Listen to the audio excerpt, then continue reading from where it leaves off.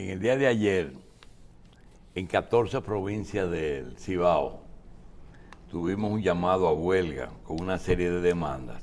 Nosotros vamos a tratar el tema, pero antes quisiéramos decir que a las 11:30 de la noche se levantó la huelga en San Francisco de Macorís. Y lo digo porque eso lo obtuvimos tratando de conocer el origen de ese movimiento. El colectivo regional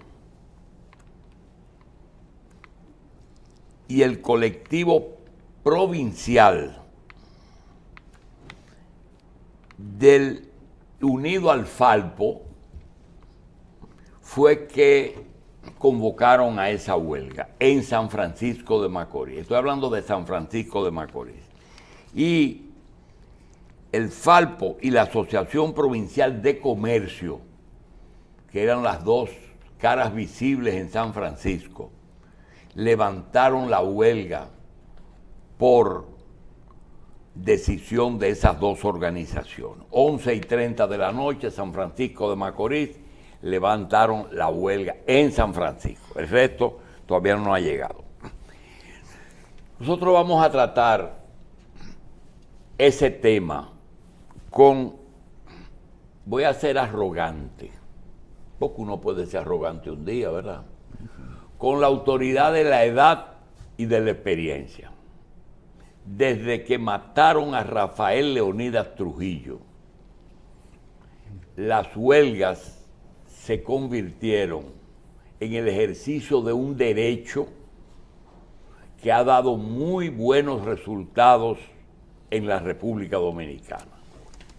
Aquí hay huelgas que han logrado hasta sacar del poder algún gobierno en la historia reciente, es decir, a partir del 61. Sin embargo, hay otras que tienen otra connotación y vamos a hablar de la de ayer y de huelgas en general. La pregunta es, ¿quién convoca? Normalmente las huelgas no las convocan bajo la responsabilidad cuando son huelgas generales, porque generalmente las huelgas generales son políticas y sus organizadores no se dan a conocer, porque lo normal es que los gobiernos los persigan. Tú quieres hacer una huelga, búsquelo y tránquelo. Entonces ellos no lo dicen, se entiende eso. Sin embargo, en este caso que vamos a analizar con ustedes, nosotros queremos decir que es una huelga muy rara. Una huelga general o regional con más de 100 demandas, ¿verdad? Con más de 100 demandas en 14 provincias del Cibao. No hay que ser un experto para saber que esa huelga está buscando algo más que reivindicaciones. La mejor prueba es que cuando usted quiere lograr algo, usted busca uno o dos motivos, pero 100 y pico de motivos. Eso era para no negociar. Segundo, más de 100 demandas son imposibles de cumplir. ¿Quién fue el que alienta, organizó el colectivo nacional, el colectivo regional y los colectivos provinciales con el Falpo? Esas son las organizaciones que se ha mencionado que organizan este movimiento y que firman las demandas. Es el PLD de Danilo el que está apoyando esos movimientos para evitar una persecución judicial que tienen muchos de sus miembros? No sabemos, pero lo dudamos. Es el PLD de Leonel para crecer y capitalizar el descontento. No lo sé ni lo creo. Me resulta muy raro que por lo menos yo no he visto un solo aliado electoral de este gobierno que haya rechazado formalmente esa huelga. Todavía no lo he visto. Son los inconformes del PRM para presionar un cambio de actitud. Son la gente de la oposición dentro del partido que encabezan Guido Gómez y Ramón Alburquerque, porque ya se dice que se van del PRM. Es el Falpo, que siempre ha estado listo para ese trabajo patriótico. Y quiero decir que tradicionalmente, en los 12 años y en los 8 años, los 22 años de Balaguer, siempre esos movimientos servían intereses del PRD, pero ahora resulta que es una parte del PRD los que están en el poder, y eso hay que señalarlo. ¿Se pueden cumplir esas demandas? ¿Se puede dialogar? ¿Con quién? ¿Con quién se puede dialogar? Quieren producir una represión. Quieren producir una represión violenta, como en el año 1984, que quiero decir que ordenarle a tropas militares a proteger la población, vamos a ponerle ese nombre, no fue inteligente, porque los militares no policías no están acostumbrados a bregar con población. Tuvimos suerte de que no hubo problema, pero en el 84 se dieron cuenta que el objetivo era político y la cantidad de muertos todavía no se han contado. ¿Quién maneja el Falpo y los colectivos? Yo voy a decir una frase muy personal. Te conozco, bacalao, aunque vengas disfrazado. Quería decir eso porque hay mucha gente, hay una generación nueva que no es muy expertos. Recuerden que en los 12 años, en los 20 años del PLD, hubo huelgas, pero no muy significativas. Me resulta un poquito extraño que la Asociación Dominicana de Profesores ayer mencionó un ultimátum en un momento inadecuado al ministro de Educación para que le cumplan sus promesas. Quería decir esto. Doctor, ¿cómo usted ve la huelga? Bueno, lo primero, doctor, es que usted comenzó señalando el derecho que tiene la gente a la protesta. Yo creo que eso es legítimo.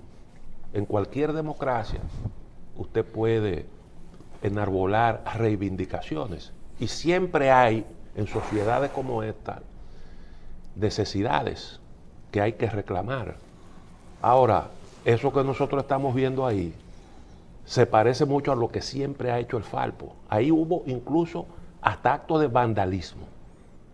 Y usted tiene derecho a la protesta, pero también tiene que respetar el derecho que tiene el otro a circular libremente. Entonces usted no le puede imponer cosas a la gente.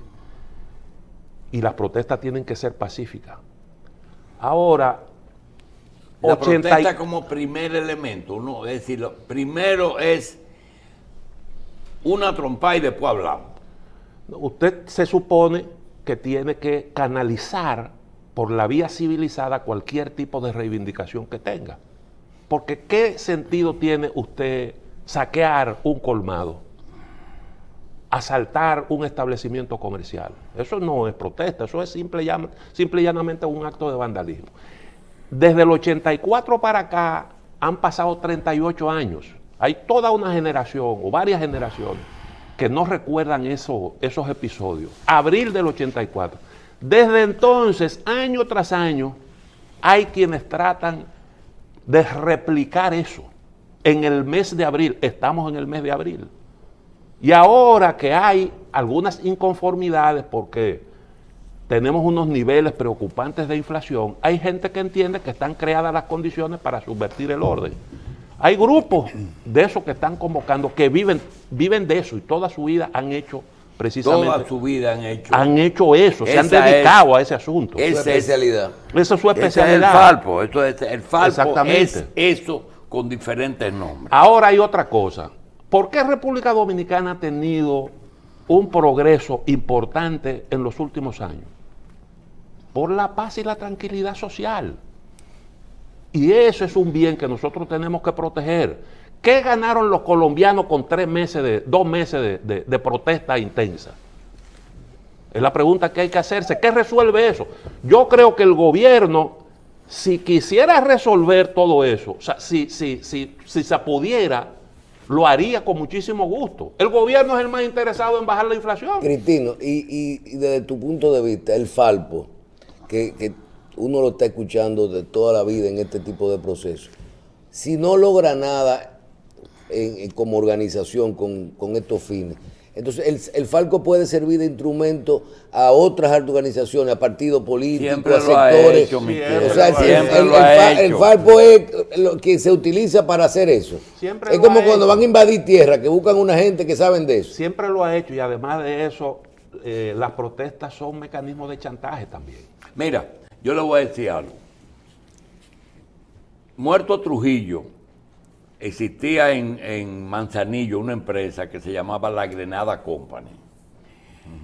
Yo recuerdo que en La Grenada Company se hicieron, oigan, diferentes, no la misma que duró, 28 huelgas en 29 días.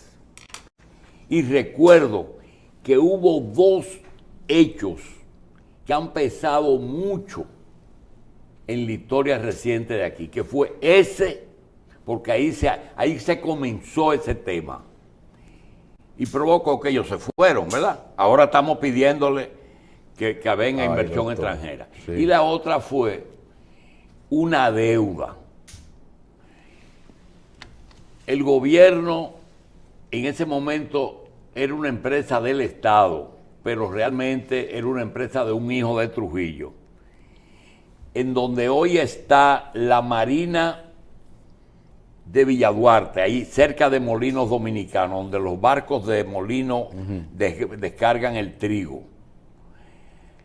Había una empresa que se llamaba la Dominico Suiza. Esa empresa cogía el bagazo, lo comprimía y hacía lo que se llama el chip rock, es decir, como un plywood pero comprimido.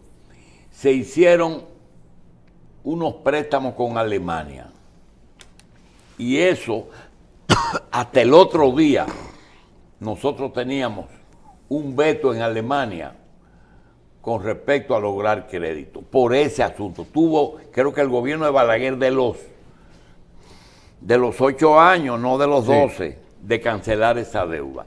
Entonces, esa experiencia, yo quiero decir que lo hacemos con el aval de los años que tenemos.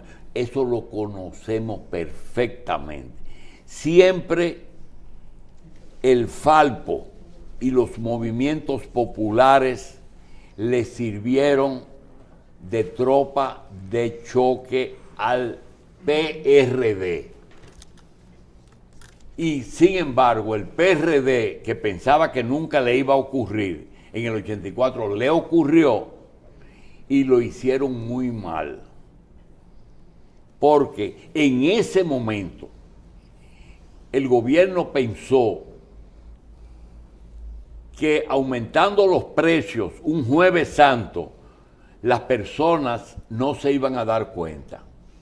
Y se dieron cuenta, y lo que ocurrió aquí, todavía aquí no se sabe. Quizá algunos militares en el orden personal te dicen, si es que todavía están activos, la cantidad de muertos que se produjeron en el 84. Pero como era el PRD, y siempre hemos tenido una prensa pro PRD y pro movimientos populares, eso se quedó tranquilo. De manera que averiguar con quién hablar,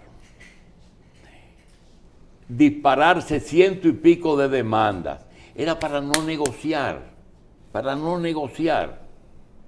sencillamente. Entonces el presidente de ingenuo dice, pero yo no sé realmente el combustible, pues si lo estamos subsidiando, y empieza a desmontar uno por uno y solamente trató a algunos.